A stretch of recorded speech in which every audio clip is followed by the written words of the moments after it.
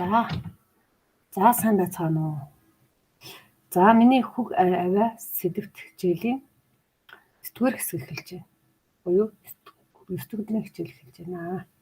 За өнөөдрийн маань сэдв аваа хаана хүүг аваа хаана хадгалагддаг вэ? Хэрхэн готргой ертөнцөөр төвдөг вэ?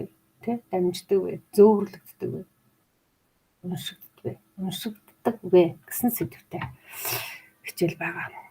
Тэгэхээр ерөөсөө гол зорилго маань хөг авааны цаана эрчим байдаг. Эрчмээр хөг аваа бүтэг буцаад хөг аваа буюу бидний үг, бодол эрчимдээ задардаг. Тэгээ эрчим бөгөөд хаа сайгүй байна. Тэр талаар л гол нь яриад байгаа тий. Тэгээ эхний 8 хичээл ямар тач энэ талаар тодорхой төвшөндөө таниулахыг хичээгээд явсан байгаа. Өнгөрсөн удаагийн хичээл болохоор хөг аваа үнэртэй буюу эрчим үнэртэй гэдэг чиглэлээр хичээл заасан байна. Тэгээд бас юу яасан? Сүнснүүдийн тухай ярьсан байна. Куин 7 бие буюу Куин 7 биеийг агуулсан 7 сүнс бидний бие байдаг талаар ярьсан байна. Тэгээд тэр сүнс гэдэг зүйл бас л эрчмээс бүтдэг. Өөрийн нэгэндээ эрчим байгаа юм чинь тэнд ямар нэгэн аваа хөг дуурсагдаж гэдэг нь сонирдогдож байдаг. Тэгээд бид нар одоо юу гэдгийг 5 төвийн оршихуйтай эсвэл тэнгэрийн удам орон зайтай энэ 7 сүнсний хөг аваагаар дамжин, эрчмээр дамжин, өнгө гэрлээр дамжин, үнрээр дамжин холбогддог гэдгийг хэлсэн байна. За энэ удаад. За ямар ч гэсэн бид нар одоо тарих гэдэг агуу том эргэтэнтэй одоо юу гэдгийг агуу том ертөнцтэй энэ тархины тусламжтайгаар хэрвээ бид тархиа үнэхээр хөгжүүлж чадах юм бол бид нар орчлон ертөнцийн бүх айс автай бүх орон зайтай холбогдох боломжтой нэг талаасаа. Нөгөө талаасаа бид нар тархиа хөгжүүлж чадах юм бол орчлон ертөнцийг бүтээх боломжтой бөгөөд чадвартай гэдэг талаар өгөөд бол айлдаж байсан. Тэрийг бол та бүхэнд бас хэлсэн байгаа. Энэ удаа дахиад хэлчихье. Тэгээ гэгэрх тусмаа гэдэг юм уу одоо гэдэг. Гүн ухаанд одоо маш их нэмийг танин мэдэх тусмаа хүний тархины хүч гэдэг юм уу тархины чадал бид тархиан ажиллах чадвар нь нэмэгдэж байдаг. Тархиныхаа тодорхой хувийг аль болохоор нэмэгдүүлэн ажилладаг. Өнөөдөр хамгийн судлагдсан шинжилгээ ухаан бол хүний биеийн анагаахын шинжилгээ ухаанд бол тархи гэж хэлэгдэж байгаа. Тархийг мэдээ судалж байгаа тийм үү? Маш их нааштай одоо эерэг үр дүнгууд гэдэг юм ол дамжуулалт гарч байгаа ч гэсэн одоо маш одоо тайлагдаагүй гэдэг юм уу нууцлаг зүйлсээс олон байгаа гэдэг бол эрдэмтэд хүлээн зөвшөөрж байгаа.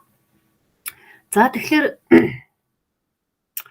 бид бол одоо мэдээлэл яаж арга биеэрээ нэг авч өөрөлд аргын ертөнцийн буюу энэ биедээ байгаа 5 мэдрэхүүгээр бид 5 эрхтнэрээ бид мэдээллийг авч байгаа. Нөгөө талаасаа бидний бэлэг биетэй буюу сүнсгэл биетэй. Бидний сүнсгэл бие адилхан 5 эрхтэнтэй дур хаяхад ядчил бидний махан бие дээр байгаа 5 эрхтэнтэй. Тэгээд одоо юу гэдэг маш олон зөнгүүдтэй, маш олон мэдрэмхүүнүүдтэй, тэмдрүүлүүдтэй, мэдрүүлүүдтэй. Бид арга биеэр мэдээллийг авахдаа тодорхой хэмжээний одоо цаг хугацааны барьер гэдэг юм уу эсвэл саадыг давж чаддаггүй эсвэл одоо юу гэдэг ямар нэгэн орон зай одоо саадыг давж чадахгүй яг хүртэж байгаа, харж байгаа, сонсож байгаа тэр төвшөндөө тийм үнэртэж байгаа тэр төвшөндөө авдаг. Тэгээ би хичээл дээр ярьсан тийм үү? Дуу аваа бүхэн тодорхой орон зайг одоо юу гэдэг яг махан бидний нүг махан биеийн чих маань 20-с 20 мянган герцийн давтамж бүхий дуу аваа чимээж чирхийллийг хүлээж авч чадвартай. Хамарч ялгаагүй, нүдэж ялгаагүй. Зөвхөн гэрлийн хэрцүүг хүлээж авдаг. Арьс энэ мэдрэмхүйч гэсэн ялгаагүй тийм үү? Тодорхой хэмжээний илэгт одоо нэг хүртэх шүргэхтэй тийм байдлаар мэдээлэл илүү авах боломжтой байдаг. Гэтэл бидний сүнсгэл биед бол чамдад байгаа мэдээлэл хідэн бээрийн цаана өчтөрхөн ярьжсэн өнрийн эрдэмт баатар 30 бээрийн цаана байгаа дайсны үйл хөдлөл, бодол, санаа, зориг, чиглэлийг үнрээр нь дамжуулж авчаад буцаад сөрөг одоо тактик гэдэг нь сөрөг атак явуулдаг. Буцаад үнрийн шидэд ашиглаад замд нь одоо өргөддөг гэж ярьжсэн. Тэгэхээр энэ бол одоо юу гэдэг үнэхээр бодит зүйл учраас тэгж яригдаж байгаа. Бодит байх боломжтой учраас тэгж яригдаж байгаа. Үнэхээр бид сүнсгэл биеэ маш хүчтэй хөгжүүлчихэд бидний сүнсэн биений чадвар өөрөө хязгааргүй. Яагаад гэвэл сүнсэн бие өөрөө эрчим бие. эрчимийн орон зай хаа сайгүй бай.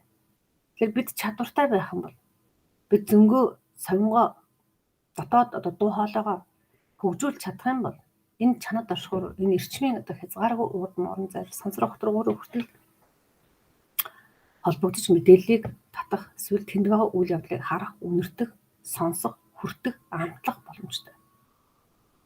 Тэр байтугай цаг хугацаагаар илүү зөвнөлийг хүртэл хийдэг. Тийм өнгөрсөн цаг хугацаараа мэдээллийг татаж байна шүү дээ.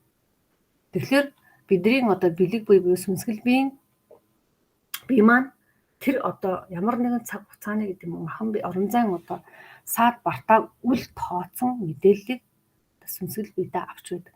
Тэр сүнсгэл биедээ авсан мэдээлэл бидний тархиар дамжаад бидний арга биеийн 5 мэдрэхүйдээр бууж ирээд тархинд боловсрогдоод бид тэнд нэг тийм болох гэж байна. Тэнд ингэж тэгж ингэж ялангуяа зөвлөлттэй гэдэг юм ямар нэгэн байдлаар сүнсгэл биеийг хөгжүүлсэн хүмүүс тань дотор бяцлагч нар орно, ширээч нар орно, явагч нар орно, улаач нар орно. Энэ мундаг лам нар тарны хүчнээр өөрсдөө хөгжүүлж аль ертөнцтэй холбогдож чаддаг. Энэ олон хүчтэнгүүд бүгд багтнаа. За тэгэхээр бид нарт арга биеэр авсан мэдээллийг боловсруулагч тарих, бэлэг ертөнц буюу бэлэг биеэр авсан мэдээллийг боловсруулагч тарих байдаг. Тэгээ энэ хоёр тархиад гэхээр арга бэлгийн мэдээллийг нэгтгэн хооронд нь шүтэн барилдуулаад мэдээллийг боловсруулдаг. Тийм тарих. Үүнийг гиппокамп гэж нэрлэдэг. Одоогоор энэ гиппокамп бол энэ мэдээллийн ой санамж юм ой сан юм хөмбөрг юм гэдэг бол тарих судлаач нар бол олон туршилтаар ерөнхийдөө батлаад гаргаад ирсэн байгаа шүү дээ. Тэгэхээр энэ хоёр тархины үед хоёр талаараа авсан мэдээллүүдээ хооронд нь харьцуулна. Тулгалтын шинжилгээ юм. Тэгээд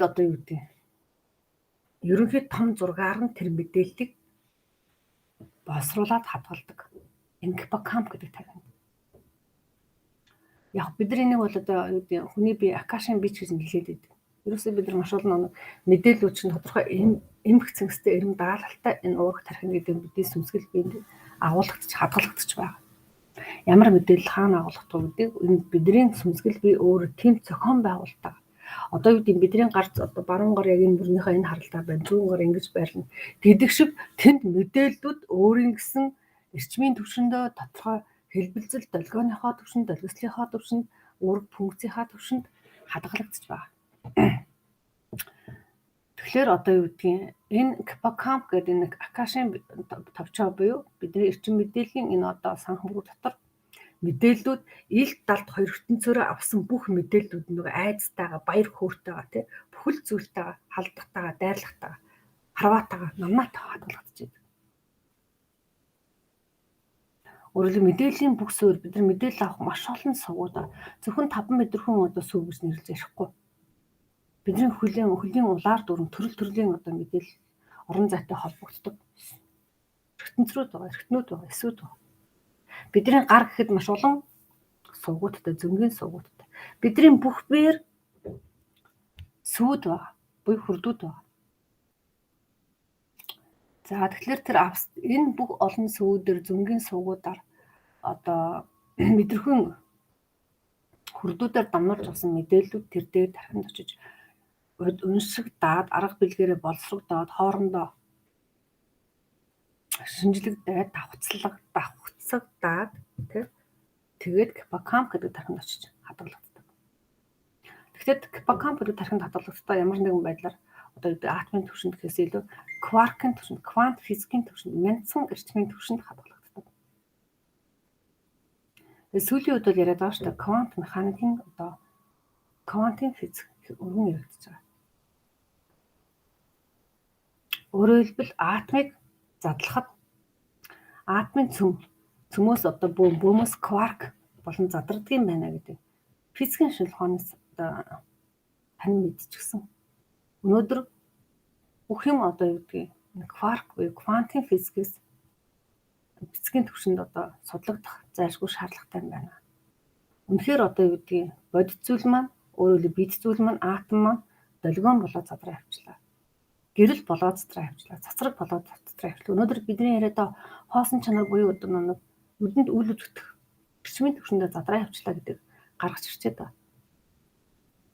Тэгээд эндээс бас ямар нэлт гарч ирсэн бэ гэхээр бид нар би ярьсан тийм хичээлээр хүн үнэртэй байдаг, эрчим үнэртэй, бодол үнэртэй, сэтгэл үнэртэй, үг үнэртэй.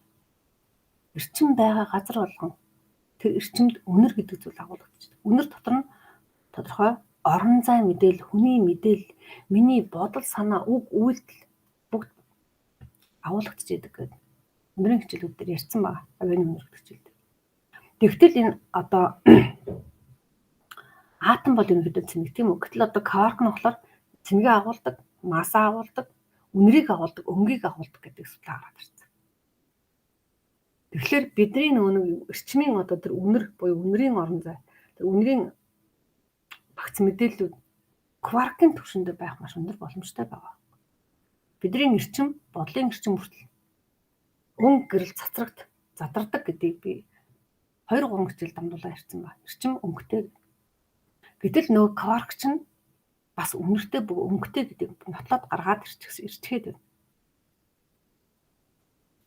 Тэгээд ямар ч одоо юу гэдгийг хамгийн жижиг зүйл атомаас биш, атомын бүр жижиг атом, атомын одоо бүрэлдэхүүн хэсэг болсон квантаас, кваркаас бүтдэг юм байна. Бүрддэг юм байна гэдэг.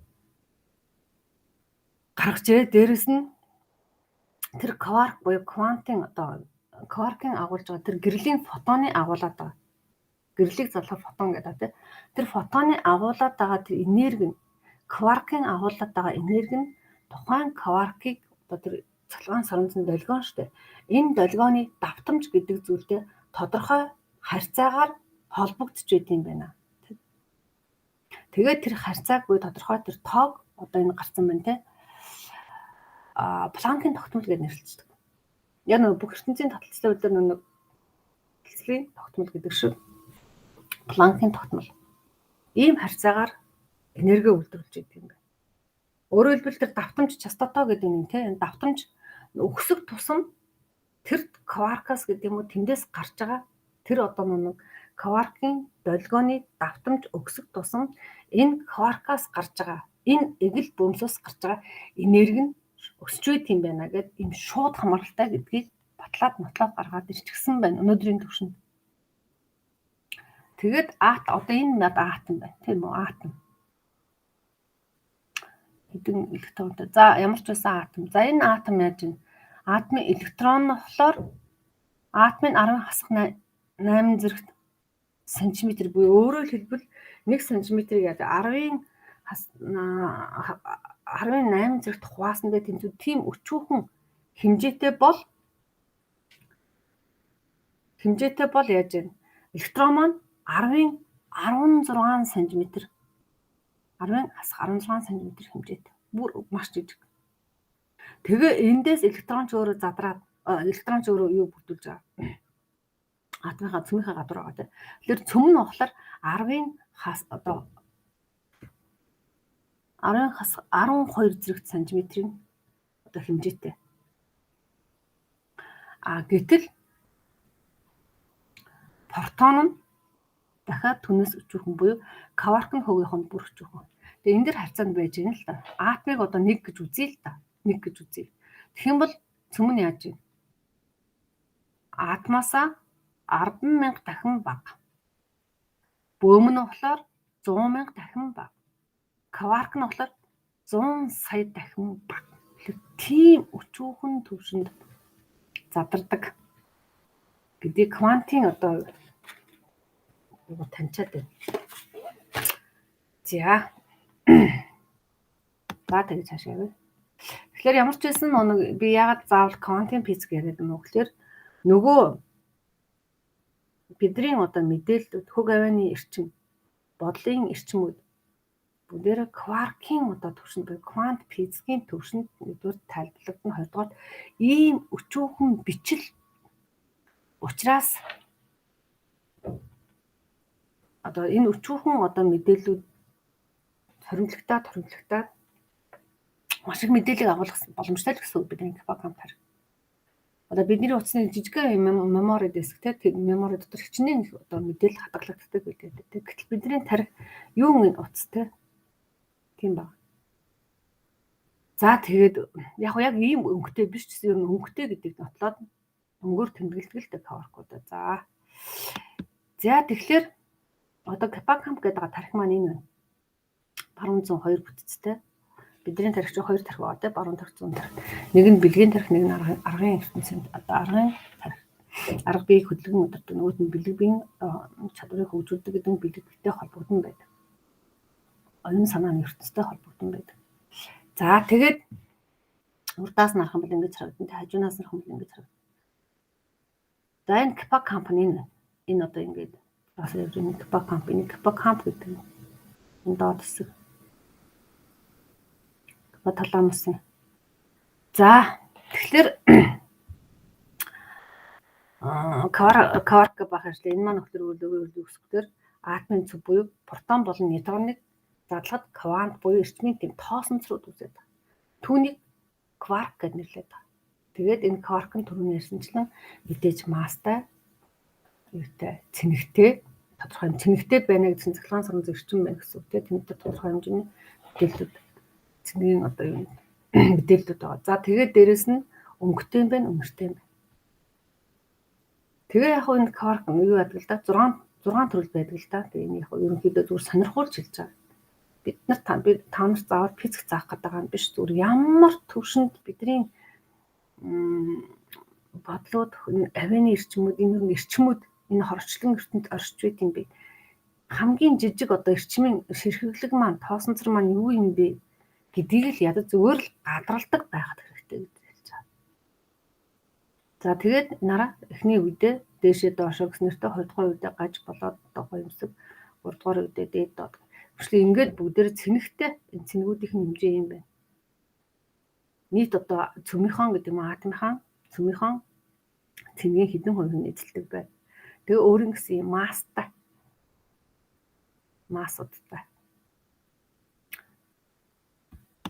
За тэгэхээр тийм эгэл бөөмс хүртэл масстай байгаа байхгүй та. Эний чинь одоо өвдөөц манд хэлсэн шүү дээ. Бүх юм одоо гэдэг. Энгийн нэгэн элсэн ширхэгт урт өндөр өргөн байна гэх. Тэгээд нүдэн тусанд бас 3 хэмжээст оршихуй тэрчгээрээ багтж байдаг. За тэгээд ерөөсөө өнөөдөр физикийн эрдэмтэд юу гэж байгаа гэхээр орчлон хорвоо эгэл бөөмсөөс бүрддэг. Орчлон хорвоо нөгөө эгэл бөөмс буюу кваркаас бүрддэг. Кварк нь эгэл бөөмстэй бас багтж байгаа. Тэгээд ерөөдөө бас хальт ингээд дурсаад ярьчих. Атомынхаа түвшинд мэдээж протон, эргэсэн нейтрон цэнэггүй. Тэгээд адрон гэдэг нь хүчтэй харилцан үүсэлд ордог бөөмс. Энийг бол кваркуудаас тогтдог. Тэгээ электрон байгаа тийм үү? Цөмийн гадуур тойрон гэж электрон сэргцэнэгтэй тэгээ босон буюу бозон. Ингээд ийм олон эгэл бөөмсүүд бүрддэг. Дахиад энэ босон гэдэг нь дотроо задардаг. Адрон дотроо задардаг. Мезон барин гэдэг. Босон бас дахиад дотроо бас задардаг тийм. Тэр хүчлээ ингээд ийм эгэл бөөмсийн төвшөнд орчлон ертөнцийн тэр бодисууд чинь материуд чинь бүх задарчлаа. Атомууд бүх задарчлаа. Тэгээд задрангуудаа нөгөө хоосон чанарын буй бидний далд ертөнцөөр яриад байгаа, эрчим ертөнцөөр яриад байгаа, сүнсний ертөнцөөр яриад байгаа тэр оршихуйтай холбогдчихж байна. Тэр ямар ч байсан арга билгийн ертөнц хоорондоо шүтэн барилцдаг, нэг нэгийгээ нөхцөлдүүлж яадаг. Бидний физикийн шинж ухаанаар баталсан.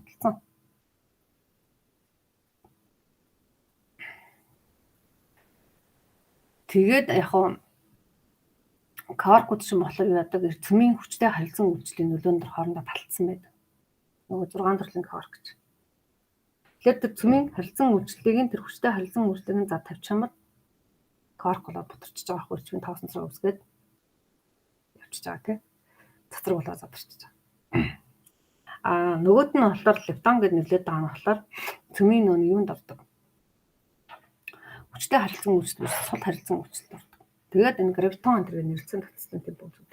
Ийм олон эгэл бөөмсөөс л орчлон ертөнц бүтэж байна. Нэгдүгээр, хоёрдугаар энэ олон эгэл бөөмсийн төвшөнд хөг авиа маань, эрчим маань, хөг авианаас гарч байгаа эрчим маань, бидний болоос гарч байгаа эрчим маань төгж байна. Тэр эгэл бөөмсүүдийг тусламжтайгаар тэр эгэл бөөмсүүдийг үүсгээд, эсвэл эгэл бөөмсүүдийг тэтгэхэд, эсвэл эгэл бөөмсүүдийг одоо юу гэдэг Тэгээд эгэл бомстер өөртөө агуулгадаад туршлангоор түгэн дэлгэрчээд 1950-ад оноос цахилгаан соронзон орны циклотрон, синхротрон гэдэг ингээд юм хурцгууруудыг ашиглаад энэ элементийн цөмүүдийг буудаад юу гаргаж ирсэн шүү дээ. Эгэл бөмсүүдийг байдгийг илрүүлсэн шүү дээ. Ийм том хурцгуур энэ нь болохоор циклотрон гэдэг синхротрон. Тэгэхээр хүний бие дээр яаж одоо юу гэдэг бидний энэ авианууд эгэл бөмсийн төвшөнд мэдээлэл ингээд дамжуулаад орон зай руу тархаа явуучих байна. Тэгэхээр энэ илүү яг ер нь бол бид нартай холбоотой бидний одоо юу гэдэг. Тэгээ би илүү хүмүүст ойлгомжтой болох үүднээс хүмүүс тамга сэрнэ гэж яриад байдаг. Тамга идэвхжинэ гэж яриад. Эсвэл зөн сайжирна гэж яриад. Бодол хүчшин гэж яриад. Гэхдээ ямар нэгэн байдлаар тарины энэ хүчний үйлчлэлүүд байна. Ямар нэгэн байдлаар хэцдэх энергийн дууны үйлчлэлүүд.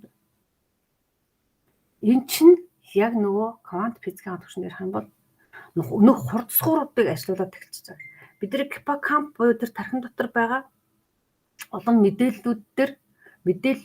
мэдээллүүд рүү одоо яг энэ цахилгаан соронзон орны хурцгуур мэт үйлчилж тэнд байгаа атомын одоо цөмүүдийг хүчтэй буудаж тэгээд тэнд мэдээллийг задлаж гэрэл гэгээ өнөр орчин болгож тэндээс татж гаргаж байгаа. Нөгөө талаасаа дээд ертөнцөөс гэдэг нь чанад ертөнцөөс эсвэл одоо хэдэн бэрийн цаана орон зайнаас ирж байгаа тэр мэдээллүүдийг тэгж татаж бас авч байдаг. Нөгөө сүнсгэл биеийнхаа төвшөнд. Сүнсгэл бие чинь өөрөө эрчим гэдэг. Тэр сүнсгэл бие чинь эрчим гэдэг дандаа гэрлээс үсэн явдаг. Хэрвээ гэрлээс бүрдээ явдаг гэсэн бол бид нар харанхуй шинж гэсэн нэгнийхээ биеийн гэрлийг харахад яадаг, өдөрчсөн харахад яадаг. Үгүй гэрэл биш. Ийм торгон одоо мэдсэн эрчимийн төвшөнд буюу эгэл бөмсийн төвшөнд тоя цэцэргийн төвшөнд байдаг учраас бид махан бэрээд тэрийг харж чадахгүй байна. Гэхдээ сүнс байдаггүй гэж хэлэх үндэслэл бол биш.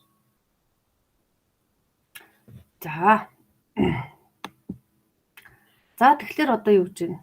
Ямар ч эрчмийн талаар нэлээд ярьчлаа. Та бүхэн бол ямар ч гэсэн эрчим өнөртэй байдаг, өнгөтэй байдаг ингээд түгэн дэлгэрдэг бас ингээд дотны тархины орон зайд мэдээлэлээ хадгалаад байж байгаа. Мэдээлэл нь өөрөөр хэлбэл хоёр ертөнцөөрөө авсан бүх мэдээллийг багцуулгаад цогцолгоод тэндээсээ дүнэлтээ хийгээд энэ дүрсний цаана ийм зүйл байсан юм байна, ийм зүйл өрнөж байгаа нь бэлэг ертөнцтэй ингэж өрнөж байгаа маань арга ертөнцтэй ингэж өргөж байгаа юм байна гэд ингээд хадгалаад авсан байж байгаа. За тэгэхээр орчлон ертөнц хорвоо бүгдээрээ л одоо юу гэдэг хар цагаан эрчим, сайн муу эрчим, саарм эрчмийн тогт одоо бүрдэлтэнд оршиж байгаа. Харилцан үйлчлэлтэнд оршиж байгаа. Ерөөсөө тийм штэ хөгжил гэж юу хэлдэг? Эсрэг тесрэгийн хуулинд. Сайн байж ч муу нэг тийм сайхан байж ч муухай байдаг ч гэдэг юм. Эсвэл одоо гэрэл нь байж ч одоо харанхуй байдаг. Өдөр нь байж шөнө байдаг. Энэ бол ерөнхий ойлголт тийм. Тэрэн шиг энэ орчлон ертөнц хар гэдэг нэртэй бараан саарл эрчим, цагаан гэдэг нэртэй өнгөт эрчмийн хоорондын таталцлын хүчин дор харилцан үйлчлэлийн хүчин дор ингээд тодорхой орон зайд тодорхой бие махбодыг гэдэг юм тодорхой бодгол дүрийг үсгээд эсвэл тодорхой одоо сүнсгэл дүрийг үсгээд задраад орчлон ертөнцөөрөө бутарчихгүй шиг сарничгүй шиг замхарчихгүй шиг оршиж байгаа. Одоо ямар нэгэн энэ чийдэн хүртэл ажиллахад яадаг? Бид нар хоёр эрчмэл ашиглаж байгаа. Нэг нь газраа, нэг нь хасах нэмхээ ашиглаж байгаа. Эсвэл тэр шиг дэлхийн ертөнц тэнгэр газрын холбоосон дунд тэнгэрийн эрэг эрчим, газрын сөрөг эрчим дунд гэдэг юм те хасах эрчим дунд ч гэдэг юм. Чиглэлээс нь хамаарч хэлж байгаа шүү. Тэгээд тэр нь үргэлжийн ингээд эргэлдэж байдаг. Эргэлт байгаа газар эрчмийн цуглуулга гэдэг юм хоримтлал бий болж идэг. Тэгжээж дэлхий чинь өөр ингэсэн одоо цөмн хатуу дүртэйгээ хөр шорооныг хототгошоогоо барьцлсан дүртэйгээ оршиж байгаа. За сайн эрчмийн тухай. Тэгэхээр сайн саар эрчим хоёр аль аль нь хэрэгтэй гэдэг санааг л хэллээ. Дээрээс нь сайн эрчим саар эрчмийн тэнцвэрийг хангаж явах зорилготойгоор саарм эрчим гэж байдаг. Хэрвээ сайн эрчмэнд илүүдэх юм бол яах вэ?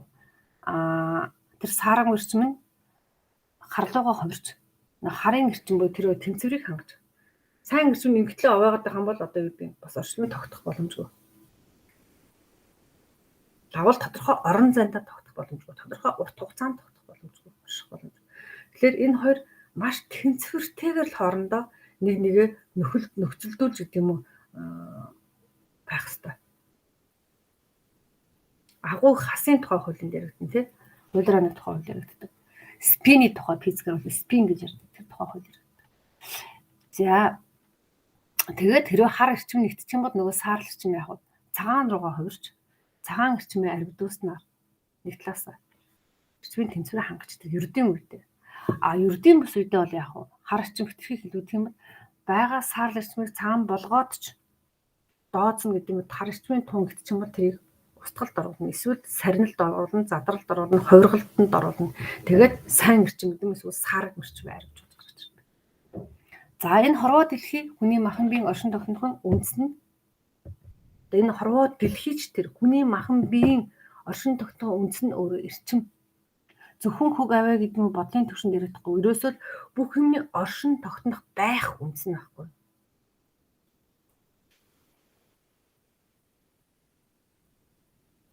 Буй байгаа галын үндэс нь гэж хэлэх юм те. Ямар ч байсан үндэс нь. Тэгэхээр хэлжсэн би дахин хэлжсэн. Дахиад жишээ хүний махан бие эрчимгүй бол амьдрахгүй. Амьдрахгүй байдгаа амьсгалахгүй, хөдлөхгүй, бодохгүй, санахгүй, аваач гаргахгүй. Тэгэхээр ярьсандаа эрчим маань бидний хүрдүүдээр дамнан махан бид ордог.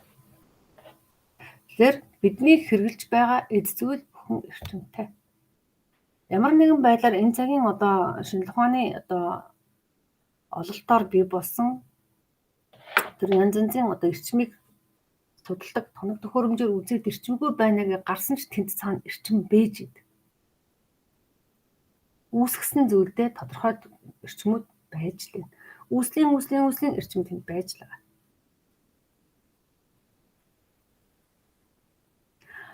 Яагаад гэвэл өвд хэлж байгаа хорвоо дэлхий дээр байгаа бүхэн эрчимтэй.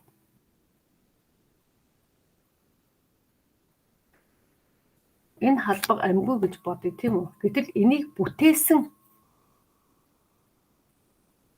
бүтээгч эсвэл энийг бий болгож бүрдүүлсэн тэр гангийн байд юм уу, төмрийн байд юм.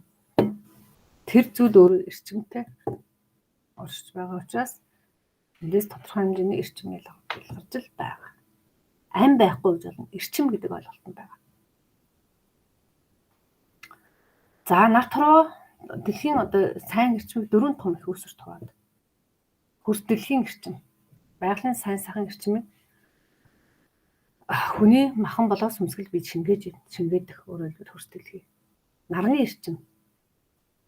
Хүний махан болоос сүмсгэл бие тэтгдэг. Илүү бодгал руу бидний махан бие рүү чиглэж үйлчилдэг. Сарны эрчим. Хүний сүнсэн биеийн хүч чадлыг тэтгэх тийм тусгай эрчмийг түгээж идэг. За дөрөвдүгээрт нь одод тэнгэр эрхсийн эрчим гэж байна. Хөвчлэн хүний оюун бодол, уурах тарих, нөхөн төлждөггүй гэгдэх эдисэд хүрч үйлчилдэг. Ийм дөрвөн төрлийн эрчим байна. Эрчмийн их үүсвэрүүд. Тэгээ эдгээр дөрвөн төрлийн их үрчмүүд цаашаа мэдээж задраа явна шүү дээ. За жишээлбэл ингэж задардаг. Байгалийн чимээ, хүмүүсийн яриа хөрөлдөөнөөс үүсэх аваа. Хүмүүн махан бие дээр нарнаас авсан эрчмийг нөөцөлж засал хийхд хэрэгэлдэг эрчим. Хүний хүч чадал, шид, гэрлэн бөмбөлөгт тустай эрчим. Сарны эрчим хэлж байна. Тэг сүнсэн биеийн гажуултыг засахад төлхөө хэрэгэлдэг эдгээр эрчмүүдийг. За одод тэнгэр гариг эрсдийн эрчим бол хөвчлэн бүдний дадал, зуршил, болчингүй үйлдэл, удмын өвчин, махан биеийн томоохон сонгохыг засахад хэрэгэлдэг. Тэгэхээр бид нар маш их сүнсний засал гэдэг юм уу олон тооны удмын мэдээллүүдийг өөрчлөлтөө гэдэг юм уу, устгахтаа гэдэг юм уу хааж бохдоо, дадлахтаа одод тэнгэр гариг эрсдийн эрчмийг авдаг. Өөрийнхөө ч тэр ялгаагүй. Хэрвээ удам дагаж ирсэн өвчнөд байсан ч гэсэн тэр хүн одод тэнгэр гариг эрсдийн эрчмийг өөрийн биедээ хэрхэн хэмжээгээр нөөцлөн авах чадвартай бол тэр удмын өвчин заавал сэдрэх магадгүй сэдрэхгүй байх боломжтой. Эсвэл сэдэрсэн ч хөнгөн тусаад идэх боломжтой байхгүй. Тэгээ махан биеийн томоохон сав гэдэг. Махан биеэрээ ямар нэгэн эмгэгтэй төрсэн хүмүүсийг үнэхээр одоо засаж өмжилж чаддаг домчнор нь байх юм бол өмжилчих боломжтой. Манай Тэнгэр бүхий өргөний домчнор энэ чиглэл рүү төлхөө ажиллаж байгаа. Тэгэхээр яаж вэ? Махан биеийн өвчин, сүнсгэл биеийн өвчин, удмын өвчин, элдв мэдээллүүдийг, гажуудлуудыг бид нар эрчмийн төвшөндөө энэ олон эрчмүүдийг ашиглаад засах боломжтой байгаа байхгүй та. За сайн эрчмүүд бол 108 төрөлтэй байдаг. Ерөөсөө яг багцлж 108хан төрөл бол биш зүгээр. Тодорхой чиглэлээр нь гэдэг юм уу, гарлаар нь гэдэг юм уу, үүргээр нь ангилах юм бол 108 төрөлтэй байдаг. Тэгэхээр төрөл төрлийн эрчмийн тооснорууд ингээ хоорондоо нэгдээд байх юм бол өөр төрлийн эрчмийг үүсгэж байгаа. Өөрөөр хэлбэл бид нар яаж бодохдоо бид нар өөр төрлийн эрчмүүдийг эрчмийн тоосноруудыг хооронд нийлүүлээд мэдээлэл суулгаад дахиад өөр эрчмийг үүсгэж байгаа. Тэгэхээр нэгэнтээ сайн эрчим гэж байгаа юм чинь энэ одоо 108 төрлийн эрчим хар бараан хүнд эрчмүүд бол орох. Дан цайвар гэгээлэг эрчмүүд багтав. Багтаад тэгээд дөрөх дөрвөн их үсрээс гарч идэг. За сар эрчмийн тухай ярив.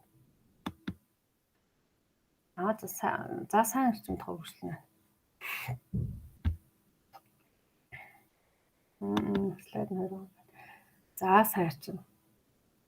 Ер нь тэгээд нэг юм ойлгох. Хүний өөрөөр хэлбэл бид нар одоо 7хан хүрттэй биш гэж яриад байгаа шүү дээ. Маш олон хүрттэй. Үндсэн 7 хүрд маань ч гэсэн үндсэн гэгдээд байгаа оройн хүрдний цаана задаргаа буюу яг тэр оройн хүрдтэй багцлагдаж бүрдүүлж орж байгаа бас хүрдүүд байгаа. Тэр оройн хүрдийг бүрдүүлж орж байгаа хүрдүүд. Өөрөөр хэлбэл 7 сүнс чинь бүгдээрээ өөр өөрийн оройн хүрдтэй. Хэдийгээр нэг том багц дулаан хүрд дээр орж иж байгаа чинь дотроо тэд нар энэ дулаан хүрдээ бүрдүүлж байгаа байхгүй. Талтуудаар. Тэгэхээр хүрдүүд бүгдээрээ өөр өнгийн эрчмийг тосч авах чадвартай гэсэн. Оройн хүрдэхэд өөрөөр оройн хүрдэг. Өөрөөр сүнсгэл дээр нь байгаа. Сүнсгэл дээр нь буух. Тэмэрчмүүдийг оройн хүрд дээрээ дамнуулж одоо үндсүр дээр ч гэдэг юм те. За тэгээд бидний хүрдүүд угаасаа л нэг талаасаа эрчмээр хоолж амьдарч байгаа. Эрчмийг татж байгаа. Бусаад эрчмийг ялгаруулж байгаа. Мөн бидний эсүүд ч гэсэн эдгээр сайн эрчмүүдийг яадаг нөөцлж авч шингээж байдаг. Бас тийм эрчмийн брагууруудтай. За тэгээ яг хүмүүс ингэ сайн эрчим хэрэгтэй л гэнэ. Сайн эрчим хэрэгтэй. Гэхдээ ямарваа нэг юм тунтай, дооцтой хэм хэмжээтэй байх хэрэгтэй. Өдөр болгон одоо юу гэдэг сайн эрчим авч яах ингээд би жишээ авч ирж байгаа шүү тийм үү. Өдөр болгон бяцлал хийгээд гэдэг юм. Өдөр болгон өвдөө болгоод гэдэг юм. Өдөр болгон одоо юу гэдэг өрөөл магтаалыг одоо хилээд пэлий гэж бодъё л да. Тэгэхээр мэдээж тэр чинь сайн эрчим гэдэг зүйл одоо бидэрт бууж ирж байгаа. Сайн эрчмийг илүүдэл гэдэг зүйл бидний махан бидэр болзошгүй болдог ч угаасаа. Тэгэхээр сайн эрчим илүүдсэн одоо яадаг нэ аюулт нойр мөнгө бол нозоорон фой болчдөг. Толгой нь бас өвддөг. Ялангуяа одоо юу гэдэг өвдөг буулга эсвэл бөөдрөхтэй чадамжаар тэнгэрийн оршихуйтай холбооцсон тэндээс хэмжээний мэдээлэл татах энэ үед бол толгой өвддөг. Тэгэхээр сайн эрчмээ бид нар одоо юу хүн ялгаагүй бид нарт та нарт юу илүүдлээ бие руугаа шингээж одоо тарааж гэдэг юм тийм чадвартай багтай. Түнд хамгийн чухал нь хөдөлгөөн байдаг. Ялангуяа бүжиг наадгай бүжиг байдаг. Биелгээ байдаг. Мөн одоо хөг авианы хүчээр хэм долгионыг нь тааруулаад бидэрээ байгаа бидэрээ одоо бууцсан эрчмүүдээ хүрдүүдэрээ дамнуулан оруулж бидээ шингээж бол бидний нэс дотор митохондр дотор асар их хэмжээний эрчмийг нөөцлөх чадвар боломж өгдөг. Тэгэхээр тэрний төвшөнд хүртэл оруулах хэрэгтэй. За тэгээд яг сайн эрчим илүүдэл болсон мэдрэмжүүд эренэлтэй хүндрээр нозоорол хасгаар энэ тэнд хатгаар тэрүүдгээс одоо юу гэдэг нь босоод бүжиглэх гэдэг юм ямар нэг хөдөлгөөн гимнастик хөдөлгөөн хийх. Эсвэл одоо юу гэдэг нь хөг барих, дуудуулах, аялах их мэтээр эрчмээ одоо үрдүгээ шингээж авдаг. Сайн эрчим дутах юм бол хүрдний хөдөлгөөн эргэлт удаашрна. Угаасаа бидний одоо гэдэг оройн хүнд эргэлтэл одоо ямар секундэд хэдэн удаа эргэлт хийдэг чадвартай байдаг. Ямар ч байсан ямар хэцүү юм бэ хичээл таа. Тэгээд юу яадаг? Тэдэр маань удаашраад эхэлнэ. Тэгэхээр удаашраад хүрдний үйл ажиллагааны эргэлт удаашраад гэдэг нь эсвэл гацаатай болоод эсвэл зууралттай болоод эсвэл одоо яг тойргоор эргэлдэж чадахгүй таллаад энэ эргэлдээд эхэлдэг. Тэгэхээр бид нар тэр оройн хүр дээр авч жишээлбэл одоо 7 сүнсний 7 төрлийн эрчим авч хэвээр бол одоо юу гэдэг 3 төрлийн эрчмийг аваад 4 төрлийн эрчим авахдахгүй байвал одоо талж иргээд бол авахдахгүй. Эсвэл гацаад байвал ямар нэгэн байдлаар зарим эрчимд хэвэн орж, зарим эрчимд сул баг орж, эсвэл орчихгүй байна. Тэгэхээр бидний нунаг би эрчмийн сайн эрчим дутмагшилд орж эхэлнэ. Тэгэхээр энэ үед яадаг вэ гэхээр илүү нунаг байгаль дэлхийр байгаа нарны эрчим дутчих, сарны эрчим дутчих, од тэнгэрийн эрчим дутчих, дэлхийн ээжийн эрчим дутчих гэдгээс хамаарат одоо ямар тайчсан гараад дэлгээд идэм үү, завь цуугаад идэм үү, хэвтээд идэм үү те. Эсвэл бүжиглээд идэм үү, найгаад үйлзээд эрчмүүд дуу хөгээ аялаад эрчмүүдийг одоо сайхан зүйл бодоод эрчмүүдийг татаж авч явах хэрэгтэй бол. Сайн эрчим дутагдахлаар бид завир хөндөөр хэлнэ. Махан биеийн одоо үйл хэрэг замбын амьдрал саад ямар нэг бодсон төлөвлөсөн зүтгэсэн ажил хэрэг бүтэхгүй бартаа саад ихтэй болж. Тэгээд амьдрал дээр маань ямар нэгэн асуудлууд гэдэг нь бэрхшээлүүд маш их гарч ирнэ. Тэгээд сэтгэлээ чиг хамбал сэтгэл ямар нэгэн байдлаар ингээд нэг юм дутууч юм шиг хоосон орно. Хөндөй орно. Эсвэл одоо махан бие маш их тийм одоо булраатай гэдэг юм дээр нэг хүн зүйлэр ингээд удаан даруулаад өгшөж байгаа. Ингээд би хөндөрчихсэн юм шиг тийм мэдрэмжүүд. Махан бие хөдлөгөхөд тийм ядаргаатай, тэртэй, зовиртой юм шиг тийм мэдрэмжүүд ирдэг. За.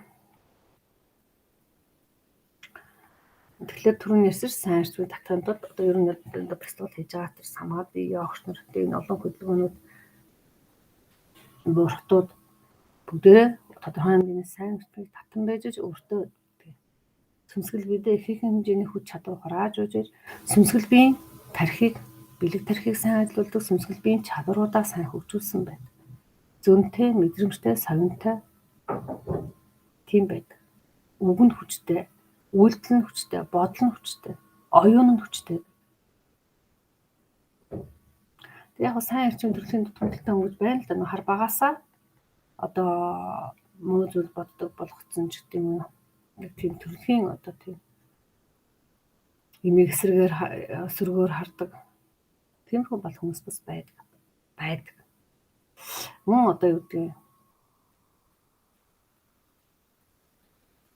бас тэн дээр бас хүмүүжлийн тухайс ярих шаардлагатай болно. Ахуйн тухай ойлголт ярих хэрэгтэй болно. Тийм учраас хав багаас нь хүүхдийг төлөвшүүлэхдээ Монгол ёс заншил гэдэг зүйлээр одоо сурган хүмүүжүүлдэг гэсэн. Бидний дадал гэдэг юм уу? Буруу дадал, буруу хөвшлийг баг дээр нь тасдан зогсоодог гэсэн. Эсвэл багаас нь тийм гүйгээр өсгөхийн тулд аливаа зүйлд эрэг өнцгөр ханддаг, эрэг сэтгэлгээтэй, эрэг бодолтой, үйлдэлтэй болгон хүмүүжүүлэхэд одоо сурган хүмүүжлийн маш өндөр түвшинд энэ зан заншлуудыг эрдэм мэдлгүүдийг багаас нь оюунд тархинд нь суулгаж ирсэн.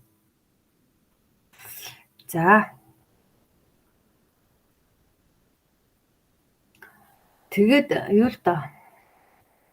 Ер нь бол яг эрчим ихтэх, эрчим багтах аль нь хүний аминд бол халтай. Тэгэхээр эрчмийн тунгаа тэнцвэржлэх хэрэгтэй. Ямарваа нэг юм хэд сайн энэ сайн бинлээгээ тэд туурчаад хэд өдөр шөнөгүй хэрэглээд явахгүй. Одоо 15 жил, 20 жил нэг л төрлийн бяцлал, эсвэл нэг л төрлийн хоол, эсвэл нэг л төрлийн тарин, эсвэл нэг л төрлийн одоо хөг аялгаа сонсохгүй солонгорч байх хэрэгтэй. Хорвоогийн энэ олон өнгөн дотор уусаж нэгдэж байх чадвартай байх хэрэгтэй. Авах юм аавн хаях юм хаа. Гэхдээ мэддэг байх хэрэгтэй. Зөнтэй бол дотроос бид нар нэг хоол хүнсээ энэ сайн энэ муу энийг идэн идэхгүй энийг идэхэр муухай амтаад идэв энийг идэхэр дотор муухай гэдэг энийг идмээргүй санагдаад энийг үнэр нь таалагдахгүй юм гэдгээ одоо махан биеэрээ бид нар мэдэрдэг шиг сүнсгэл бие чинь эрчмийнхаа түвшин тэр бүгдийг мэдэрч идэг. Сайн эрчим илүүдэд байх юм сүнсэн бие чи өөрөө мэдээд цаанаасаа дуулаа, цаанаасаа хөдлөө, цаанаасаа одоо юу гэдгийг ямар нэгэн эсвэл одоо байн өдөр тутмын хийдэг үйлдэл хийх дугуй болоод тиймэрхүү санагдаад юм хориг үсээд эхэлнэ. Тэгээд энэ цагт бол ер нь сайн эрчмийн одоо илүүдэлтэй хүн бараг байхгүй дээ. Нэг талаас зүгээр сайн эрчим буюу тодорхой төрлийн одоо за сайн эрчимгээс солонгын 7 гэ байлаа гэж бодъё л да. Гэтэл дандаа шар эрчимтэй л холбогдоод нөгөө бусад ягаа магаан цэгэр мэгэр хөх болор тэр эрчимүүдэд хэрэглэхгүй байгаа тэр эрчмийн тунал илүүднэ гэдэг ойлголт хэрэгтэй. Тэгээс нийт маасараа гэдэг нь цогцоороо бүх төрлийн сайн эрчим 108 төрлийн сайн эрчим бүгдээрээ тутна гэдэг ойлголт бол харьцангуй бага. За тэгээ сайн эрчим хүний оюун бодолсноор төвшөлдөх махан биеийн үлрийг өдөртөн залах махан биеийн бүрэн бүтэн байдлыг хамгаалах орчин хорвоо дэлхий дээрх хийд чиг тоосгын уялдааг барь тогтоох хүмүүн бид оршин байгаа тогтоох зэрэг үр дүнтэйгээс гадна бидний хүмүүн биеийг оршин тогтнож байгаа. Хүмүүн бидний сүнсийг бүхлэн байгаа. Бидний оюун бодлыг хүчрхэгжүүлэн байгаа. Хэрвээ сайн эрчим дутагдал үүсээгүй бол хүн ядаж сэтгэл готрол сэтгэлийн элдв хямрал өгөөдөл нойргүйдэл гэдэг зүйл орохгүй байх боломжтой. Сэтгэлийн элдв одоо нэг цалгаан донд хөл алдаад живчих гээд бүдэрчих гээд таварцглаад байхгүй тийм байх боломжтой. Тийм учраас яг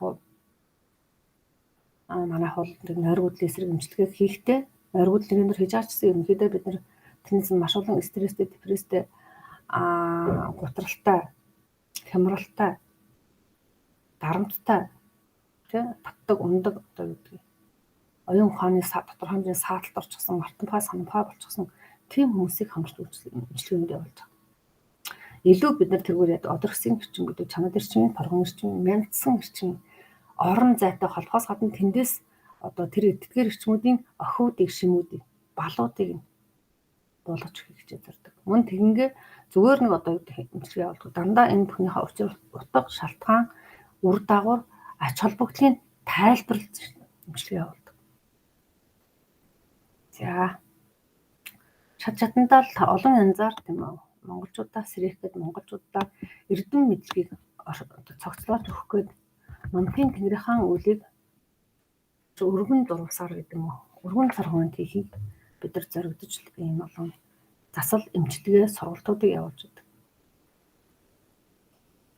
Тэгэхээр сайн зүйл бодож тунхаглахын хэрээр хүрсдэлхий огторгой галактик бусад ертөнцид сайн эрчмийн бас цугларал үүсч идэг. Өчигдөрхөн одоо саяны хичээлдэр ч гэсэн тийм яаж бидний бодол, бидний сайхан сэтгэл, сайхан үйлдэл, сайхан үг, сайхан санаа орчлон ертөнцтэй холбоосыг үүсгээд байгаа юм гэдэг маш олон төвшөндөө ярьчлаа тийм үү. Тэгэхээр тэнд ч гэсэн бид нар зөвхөн энэ дэлхий дээр харман ертөнцийг үүсгээд байгаа биш аа. Зөвхөн гэр орондоо гэдэг нь зөвхөн махан бидээ бид нар сөргөрчмийн хуралдаа гэдэг зүйлийг бий болгоод байгаа биш. Орчлон ертөнцийн огторгуйн тэр гариг эрхсдэр байгаа хүртэл эрчмүүдээр бид нар нөлөөлөд байгаа. Эсвэл тэд нар эргээр нөлөөлж ийн эсвэл сөргөөн учраас сайхан үйл хийгээд эрүүл магтаалынхаа үйл хэргийг хийгээд сайхан одоо амны бэлэгтээ, арчтын бэлэгтээ яваад тах юм бол бодол оюуны сэргийг гэдэг юм эрдэм мэдлэгтээ цаваа сэргэлэн яваад тах юм бол бид нар орчлонгоо хүртэл одоо аврахад гэдэг юм уу орчлонгоо одоо бүрэн бүтэн байх гэж хөвмөр орж байна. Тийм учраас заавал одоо энэ монголчууд ялангуяа энэ хүн төрөлхтнийг аврах тэнгэрийн төлөвлөгөө энд хэрэгжээд байна. Орчлон ертөнцийн цогц нэг нь нөгөөгөө одоо юу гэдэг хүн холбоотойгоор нэг нь нөгөөгөө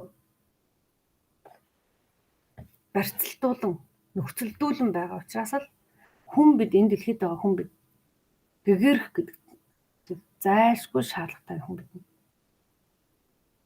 Тэгээд гэгэрлийн үе таалгыг хэн нээдэг вэ? Тэнгэртэй холбогдож байгаа ард түмэн төрүүлж нээдэг.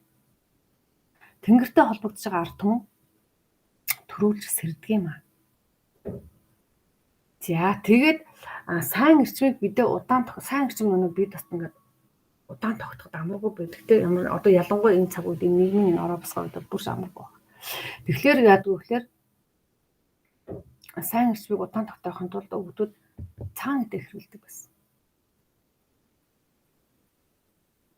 Цагаан эдээнд өрөөл сайн эрчим хөрөлтөн цуглахаас гадна бидний цагаан эрчимүүдийг одоо сарнахгүй, задрахгүй байхад өөр төрлийн эрчимүүдтэй одоо уус нь нэгдэхгүй байхад гэдэг юм одоо сөрөг эрчимүүд хоорондоо уус нэгдэж байгаагүй л нэг нэгээ задлж сарнилж идэг л үүсгэж идэг. Тийм байхгүй байхад л надад. За тэгээ саар эрчим гэдэг ойлголтууд байна. Тэгэхээр сөрөг эрчим мөн адил одоо тоосон цруудаас бүрдэж байгаа. Эрэг эрчим болохоор эрчмийн ширхгүүдээс бүрддэг бол сөрөг эрчим эрчмийн тоосон цруудаас адилхан бүрддэг. Гэхдээ жоохон өөр найрлагатай. Тоосон цар ширхэлгэн найрлага нь өөр байна шүү дээ. Тэгээд сөрөг эрчимд юу орох вэ гэхээр сөрөг үг, сөрөг бодол, сөрөг авиа, сөрөг туяа гэх мэт зүйлс гарч ирдэг.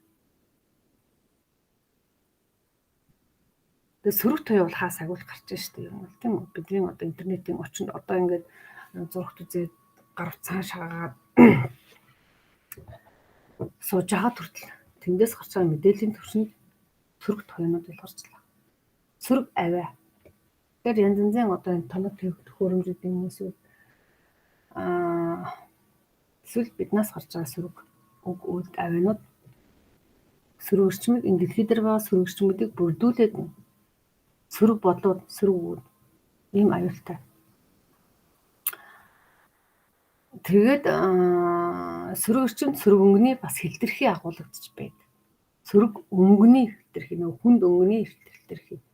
Тэгэхээр ижил одоо хүн холбоогоор нөгөө сөрөг эрчмийн орон зай буюу хар бараан эрчмийн орон зай өнөөх болдоггүй нөхдүүдийн оршин тогтнох нөхцөлийг бүрдүүлээд байдаг нөгөө эрчмийн бөөнрлүүдийг органлуудыг үүсгээд. Яг үндэ бид энэ олон нөгөө муу нартай ад сэтгэл альбанд хийгэн босоо ороолн чөтгөр шулан зүйл дэв дон энэ олон нэртэй 9 шидийн нэртэй энэ олон харснуудыг бид өөрснөө хоолж амьдарч байгаа шүү дээ. Өөртөө бид нэр уран дуудаж байгаа, өөртөө найзалж байгаа, өөртөө нөхөрлж байгаа. Тэгээд нөгөө үг үйлдэлээр тэднийг одоо аажимдаа тэднийг хүчжүүлчихэд өөрөө тэднийхэн боолн олцоод бэрхшээлд нь орчиж байгаа. Сүүлдээ бүр хит давраад ирэхээр бидний махан бид байгаа сүнсүүдийг хөөж гаргачаад бидний махан бие эзэмшиж байгаа. За. Тэгээд сөрөг эрчмийн тоосон црууд нь хоорондоо маш хүчтэй нэгддэг. Нөгөө цөмийн хүчтэй харилцан үйлчлэл тэнд жинхэнэ утгаараа байж байгаа. Та нар төсөөлөд үз тийм хар одоо зүйл дээр ингээд цагаан тусах тийм үү? Цагаан зүйл дээр хар тусахлаар хар нь амархан уусдаг. Хар нь амархан ургуулдарч нэгддэг. Цагаануудыг өөртөө маш амархан нэгдүүлээд наалдуулаад барьцлуулцдаг. Тэгэхээр нөө өгөөдөөс хэлдэг те уулын чинээ гэхдээ цагаанаас дэлгэрхээр бас их юу тодорхой хэмжээ бас л өргөн цар хүрээг тийм далааттайгаар бас дэлгэрэх боломжтой байдаг. За байгаль эрчийн сөрөг эрчимд угаасаа байгаль хэдээр сөрөг эрчимд байж байгааг хэлсэн тийм өөрөлдвөл оршихуйн харцгаан эрчмийн тэнцвэрийг хангахын тулд. Тэгэхээр байгаль дээр одоо сөрөг эрчимүүд бол нэгдүгээр байгалийнхаа харцгаан эрчмийн тэнцвэрийг хангаж оршихоос гадна юу яадаг? Бид одоо байгалаа ямар ч хор хөнөөлгүй үйлдэлээр орж идэг.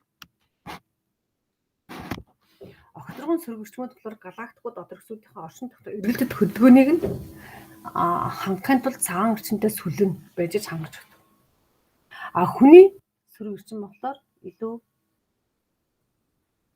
хүндээж гайтай байгаль хідээ цаартай огторгон ертөнцийн гайтай.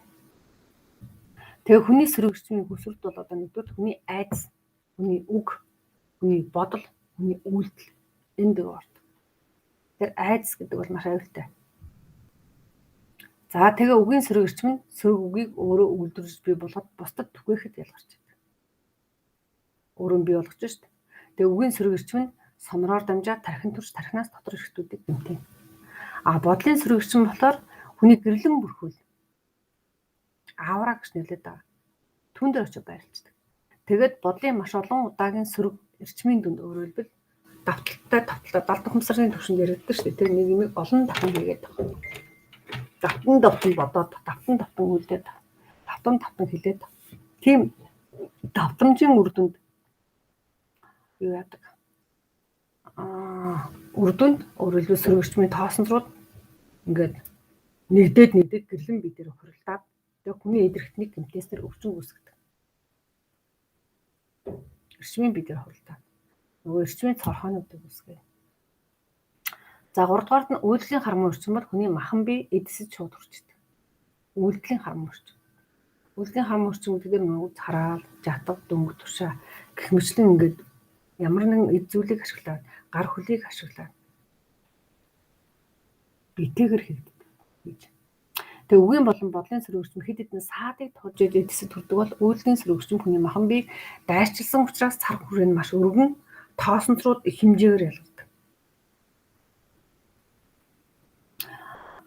Бодлын одоо сөрөг эрчим бол хүний гэрлэн бүрхэл агаар махан бид нар ингээд сарниж болдог бусад эрчимүүдтэй ингээд.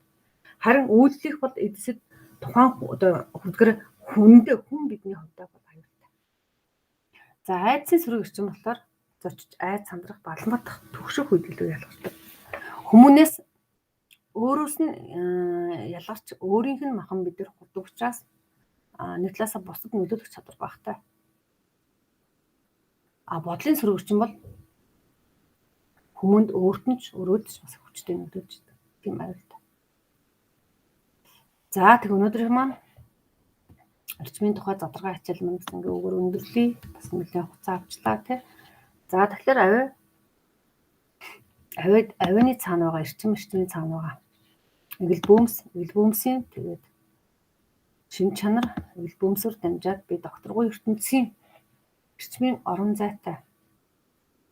Бас л эвэл бөөмсийн төвшнгөөс эхлээд энэ том бит оршихуйд хүртлөөдөд холбогдож байдаг. Мэдээлэлээ солилцож байдаг гэдгийг хэллээ. Тэгээд бидний одоо гэдэг тархинд байгаа бакам тархинд байгаа мэдээлэл тамганы хүчинд дор, зөнгийн хүчинд дор, бодлын хүчинд дор, оюуны хүчинд дор сэргэж байдаг. Тэгээд бид нар ингэх юм бол эс дотроо байгаад яригадаад байгаа тэн дотор байгаа мэдээллүүдийг бид нар задлан унших нэгдүгээр чадвартай. Хоёрдугаар тэр мэдээллийг задлан уншихдаа дээд ертөнцөөс, чанар ертөнцөөс баяжуулалт одоо мэдээллийн сувгаар нь дамжуулаад ижил эрчмүүдийг гэдэг нь ижил хүн холбоогоор нь дэлгэрүүлж уншихаас гадна тэнд байгаа өвдөөцийн оюун бодолтой бас нэгдэн холбогдсон байх боломжтой гэдгийг таниуллаа. За тэгээд анхаарал тавьсан та бүхэнд талархлаа. Дараагийн хичээлээр уулзцаая.